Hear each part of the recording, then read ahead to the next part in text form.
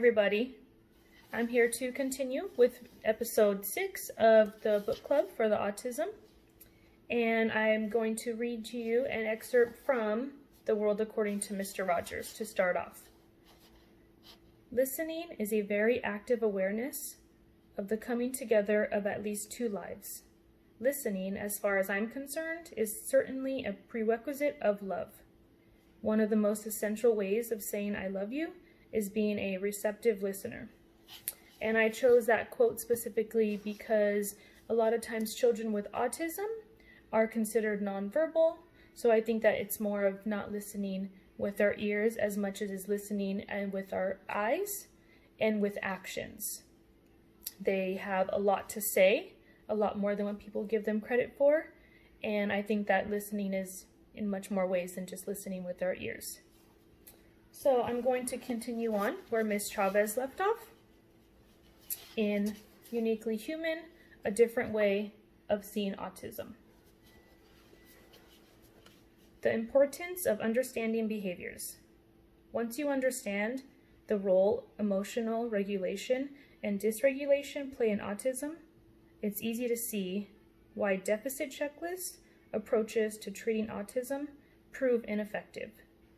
They can actually cause more anxiety for the person involved, particularly when they aim to decrease strategies that help the person. These methods define certain traits and behaviors as autistic and focus on extinguishing them, a term many therapists use. They fail to delve into the true motivations underlying the behaviors, and they often blame the child for being non-compliant or intentionally manipulative, rather than recognizing that the child is successfully using appropriate strategies, however unconventional in appearance. If they succeed at eliminating these behaviors, what they're really doing is stripping the person of coping strategies. A better approach is to recognize the value of such behavior and, when necessary, to teach other strategies to stay well regulated. Seeking to eliminate behavior without fully understanding its purpose is not only unhelpful, it also shows a lack of respect for the individual. Worse, it can make life more difficult for the person with autism. That was the case for Lucy, an 11-year-old. Her public school teachers had reported that Lucy, who did not speak, was an extremely aggressive child, prone to unpredictability, lunging, clawing at the faces and necks of teachers and therapists. When I spent a morning observing her in my role advising the district, the problem became clear. Much of the work the educators and therapists were doing with Lucy consisted of matching exercises. They repeatedly asked her to match pictures and images on cards or to point to pictures on command. I quickly deduced why Lucy appeared to be springing at her teachers. In the midst of the activity, the assistant abruptly changed course. She stopped showing pictures and instead wrote Lucy's name on a card, placed it in a row with other cards, and asked the girl to identify it. Almost immediately, Lucy dove toward the young woman, trying to pull on her blouse in protest. Why? The therapist had shifted the pattern, changing the rules without warning. When a highly anxious child craves routine to understand the world, it's no wonder a sudden change throws her off. To test my theory, later that day I watched Lucy stroll with the teacher along a familiar school hallway. Then I suggested that the teacher alter the route from the usual routine. When she did, Lucy, suddenly upset, again lunged and grabbed at the teacher's neck and blouse just as she had before. It was clear that the grabbing wasn't aggressive behavior. It was a plea for support at a moment of extreme confusion. Lucy didn't intend harm. She was confounded during a familiar activity. She had become more anxious and dysregulated, approaching a new state of panic. How adults can cause dysregulation. Lucy's experience shows how the various adults in a child's life can actually be the cause of dysregulation. When I led autism workshops for parents and professionals, I often tell the audience, raise your hand if you have ever been the primary reason your child or student experienced a full-blown meltdown. After some nervous laughter, virtually every hand goes up. We're not bad people, I point out. We might be acting with the best intentions, asking a child to stay in a noisy and challenging social activity, just 5 more minutes, for example, or complete 2 more math problems. But that's all it takes. Of course, we can also play a significant role in helping children to cope. If a child is hypersensitive to sound, a parent can offer noise dampening headphones. Often, a child will repeatedly ask a question. Going to the park this afternoon? Going to the park this afternoon? Even after the parent has repeatedly answered. Instead of answering directly, a parent might say, "Let's write down the answer and put it on our daily calendar so we don't forget." That not only acknowledges the child's concern and helps calm and reassure her in the short term, it also provides her with the model, a strategy to keep herself regulated in the future. Often the most important things we can do to help are to acknowledge and validate the child's feelings of dysregulation, yet teachers and others frequently overlook this basic measure. I paid a classroom visit to 8-year-old James, whose school I advised, when he was having a particularly difficult day. James was a sweet, wiry, and active little boy with saucer-like eyes who sometimes had unpredictable and uncontrollable episodes of dysregulation. One of his favorite parts of the day was gym class, an opportunity to expend energy and relax his body. But on this particular day, the gymnasium was being used for class photos. Children with autism find such changes in schedule challenging and confusing, so it wasn't surprising that James had reacted with dismay. The teachers offered to take him on an extended walk, but that didn't satisfy him. "But I need to go," he told his teacher. "I need to move in the gym." By the time I was called from another part of the building, James's meltdown had become so severe that the teacher had taken him out of his classroom to a small conference room, where he was hiding under a table, growling and refusing to come out. Previously, a therapist had suggested the staff ignore such behavior to avoid reinforcing it with attention. Instead, I offered James a beanbag chair he liked and a weighted stuffed animal, a frog, that he liked to hold when he needed to calm himself down. I slid them both under the table to where he was curled up in the fetal position. "James," I said calmly, "I think you're upset because you couldn't go to the gym today." "Couldn't go to the gym," he echoed. "I need to move." Slowly, I scrunched my body under the table and scooted toward the boy. Sitting beside him, I acknowledged his feelings of confusion and anger and offered some words of encouragement. "Everybody's feeling sad because they know you're upset." Talking in my words, he slowly calmed down and turned in my direction. "No pictures tomorrow?" he finally said. "Go to the gym tomorrow?" "Yes," I said. "You will go to the gym tomorrow." James emerged voluntarily, quietly walked out of the room, and asked to take a stroll in the hallway. His teacher said he recovered far more quickly than when they had ignored him. What James needed wasn't to be ignored, and his reaction clearly told us that. The regulating routine he relied on had been interrupted. The rules had changed without warning. His expectations were not met. He needed someone to acknowledge and validate his feelings. Near the end of the school day, a school aide flagged me down in the hallway and brought James over to me, holding his stuffed frog. "Dr. Barry, I just want to say goodbye," James said, "and my frog wants to say goodbye too." It was not the first time that a simple gesture from a sweet child brought a tear to my eye. A parent or teacher can make a difference, positive or negative, merely with tone of voice or energy level, or by being predictable or surprising. If a stranger, or even a relative, tries without warning to offer a hug to a child with autism, this child might react defensively. But the same child might not mind a hug if she does the initiating.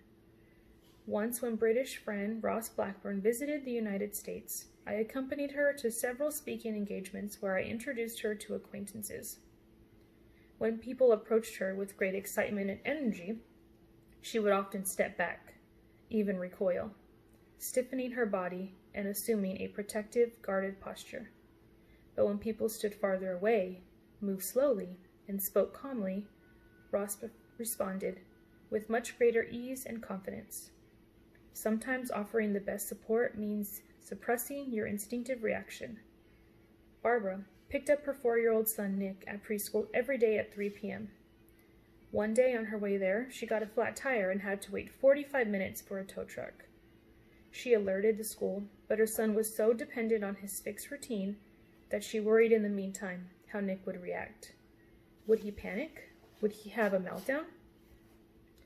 When she finally arrived, Nick was sitting on a mat in the corner, frenetically rocking, looking disconnected, lost, and distraught.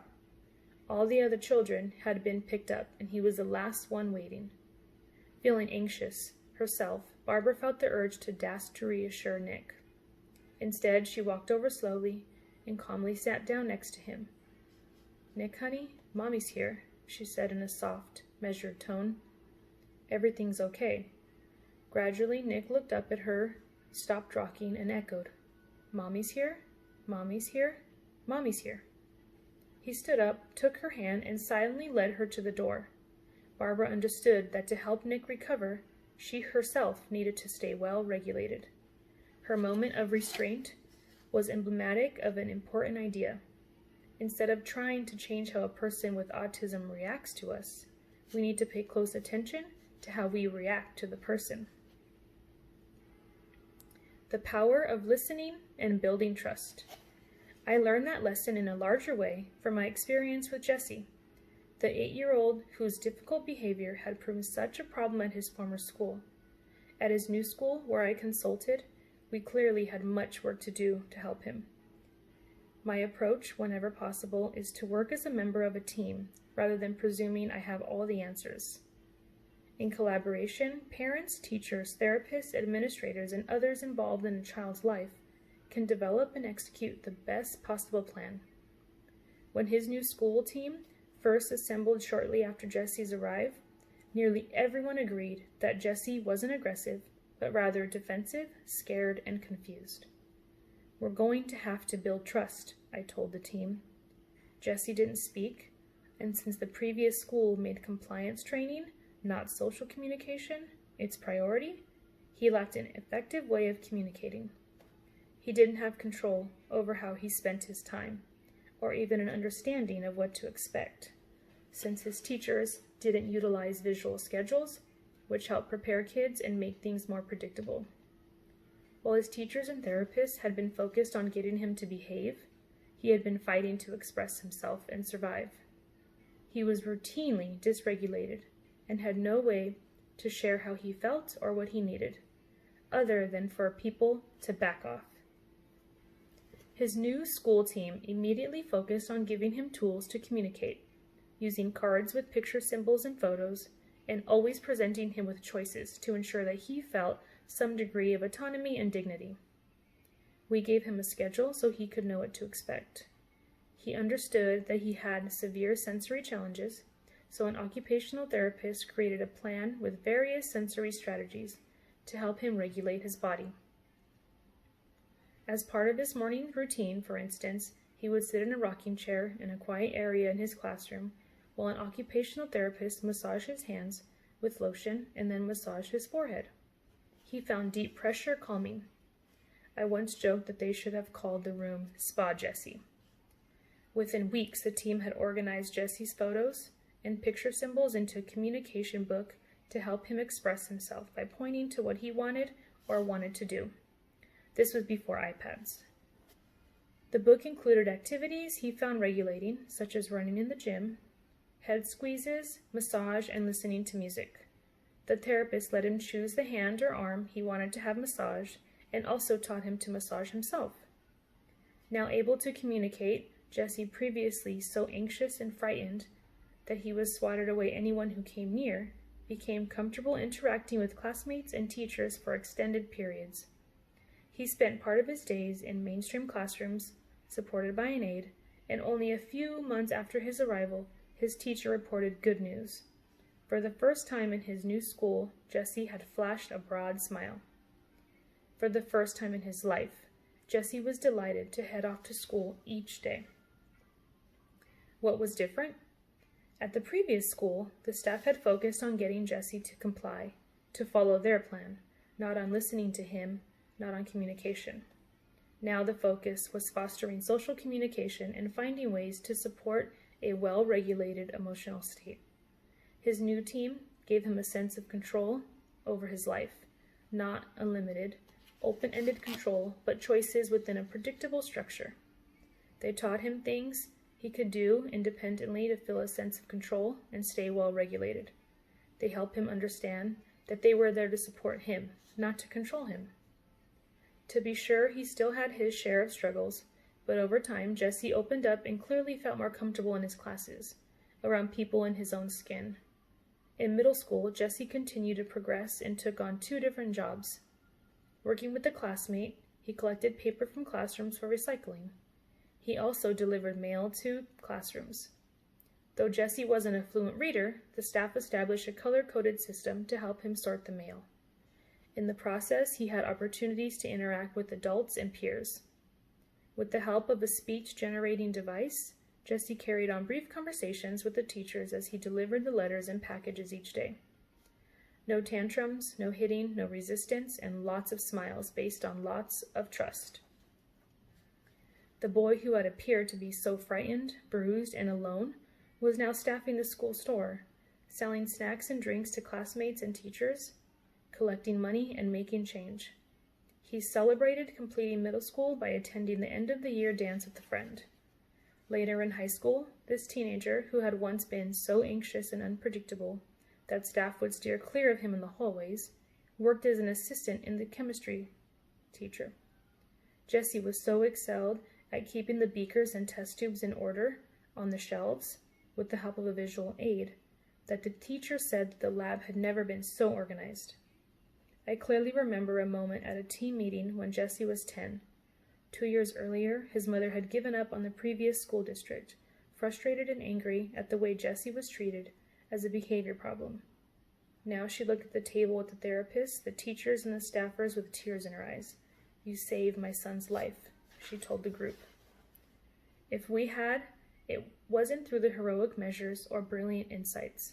It was because instead of trying to change Jesse, we listened, we observed, we asked why, and we changed our approach. Based on what we saw and heard, we recognized what was making him feel dysregulated, and we helped him, give him the tools to cope and to exert some control over his own life. If that approach can work for Jesse, it can help almost any child. And now we're on chapter 2, and Ms. Chammy will continue reading chapter 2 tomorrow of Uniquely Human, A Different Way of Seeing Autism.